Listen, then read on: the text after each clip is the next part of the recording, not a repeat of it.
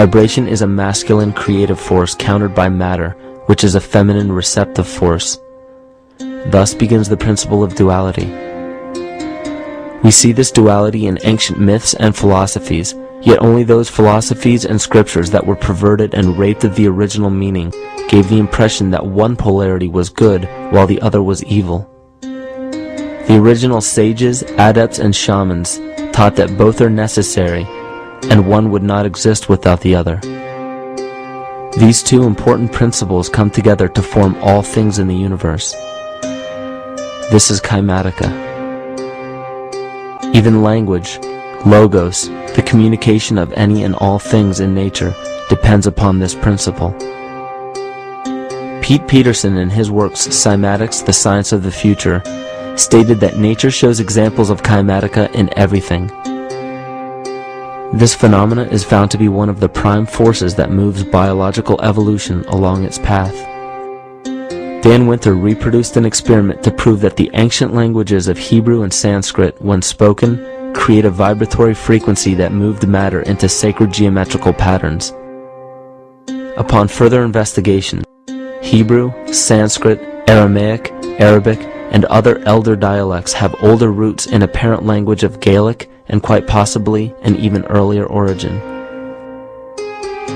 In Swami Murugesu's The Science of Mantra, he claimed that when a person chanted specific words in Sanskrit while filming a burning candle, the intensity as well as the color of the flame would change due to the frequency that the word would emit. This same science has been shown to lower and raise blood pressure. And in his own words, certain sounds can affect their circulation and nervous system. Whatever change such vibrations cause extends to the mind of a person and also to the surrounding atmosphere, causing warmth or coolness. All this can be known by study and shown by practice. This rediscovered knowledge of the science of sound shows that sound is something more than mere vibratory signals. Not only does sound interact with life, but it sustains and develops it. It acts as a conduit of conscious intent between people, societies, and entire civilizations.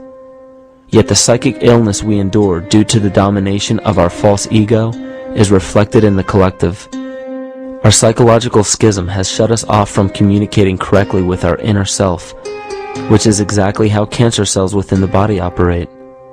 In the collective, we have created a language barrier between humanity and the rest of nature, acting as a global cancer. Recorded in history, the efficacy of the ancient languages has been severely uprooted. The alphanumeric translation from Hebrew to English shows a complete reversal of the two languages, giving the cymatic effect unnatural results. Dr. Leonard Horowitz stated in his work on DNA, 1/3 of the sensory motor cortex of the brain is devoted to the tongue, oral cavity, the lips, and speech. In other words, oral frequency emissions spoken or sung exert powerful control over life, vibrating genes that influence total well-being and even evolution of the species. A degradation of language in this case is shown to affect biology. If something as basic and important as language can be degraded and devalued to such a degree, yet never questioned, what else might we be missing? Think of an aspect of your life that dictates the limits of your freedom. Government and law enforcement, insurance and pharmaceutical companies, taxes, building permits, driver's licenses, and more. There are hundreds if not thousands of stipulations, regulations, and boundaries on our freedom. And out of the ones that were just mentioned, how many have you researched to find out whether they apply to you or not? Let's look at the forms of law that we currently acquiesce to.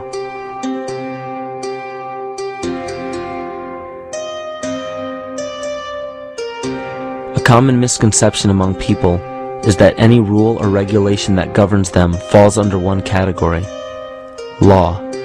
But there are many other forms of law that people abide by without realizing that they simply do not apply to them. Another misconception is that a nation's constitution gives us our rights.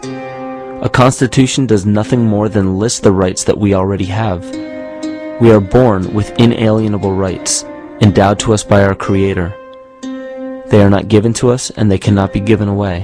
The most a person can do with a right is choose whether to exercise it or not. Maritime Admiralty law is what's known as the law of the water.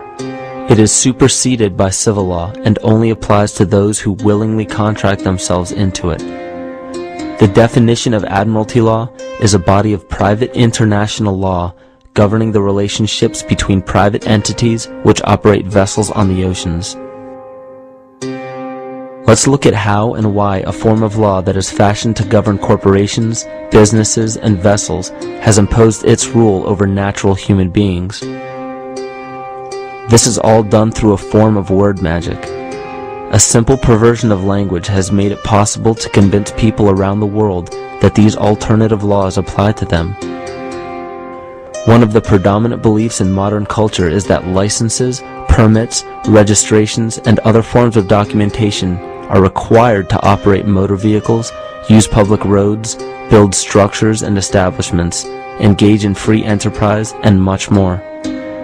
Sadly, these beliefs are based on little to no investigation whatsoever, and are false. This belief structure is perpetuated by Maritime Admiralty law. This form of law was originally created to govern ships docking in foreign nations for the import or export of products and resources. It deals with banking and merchant affairs, not civil affairs.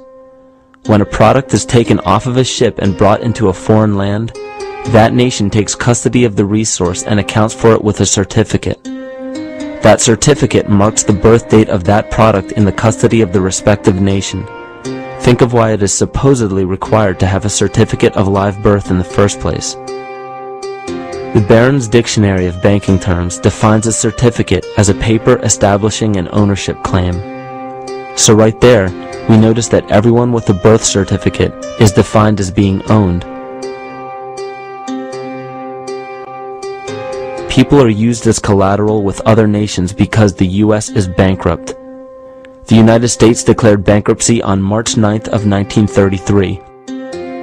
At this point, the U.S. began taking out loans from a private, non-government affiliated corporation called the Federal Reserve. With no money to pay back the loans, the United States began using the citizens as collateral. All birth and marriage certificates are literally warehouse receipts. Just look at the similarities of warehouse receipts and birth certificates.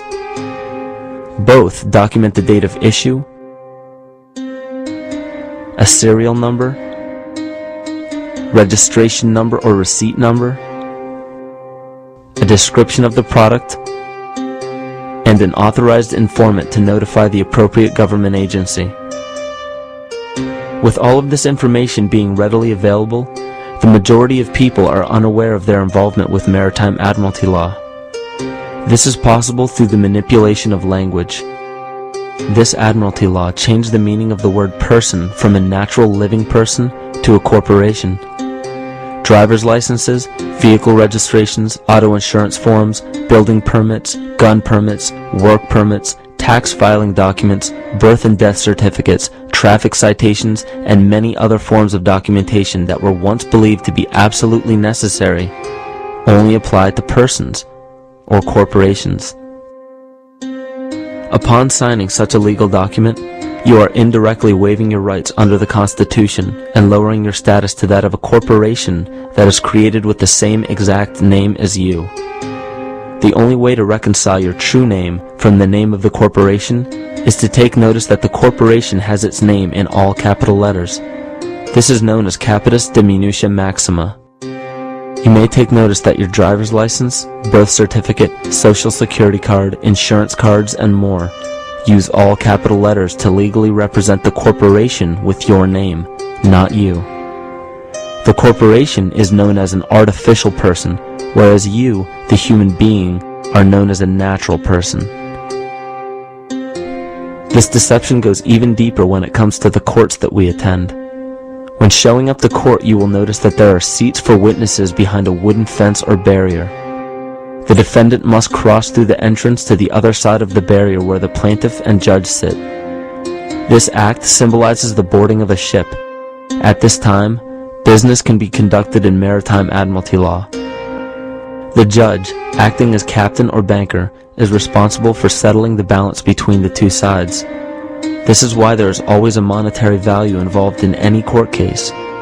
The captain is simply dealing with banking and merchant disputes. Once the balance is paid, the case is closed.